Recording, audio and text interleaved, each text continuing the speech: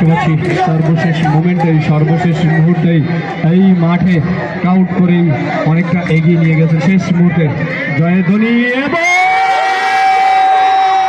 Stump কেউ ধরবেন না, স্টাম্প কেউ ধরবেন না, স্টাম্প কেউ ধরবেন না, স্টাম্প ধরবেন না, stamp stamp please please stamp রাখবেন, স্টাম্প রাখবেন। একটা সুন্দর, হ্যাঁ প্লিজ প্লিজ রিল্যাক্স রিল্যাক্স।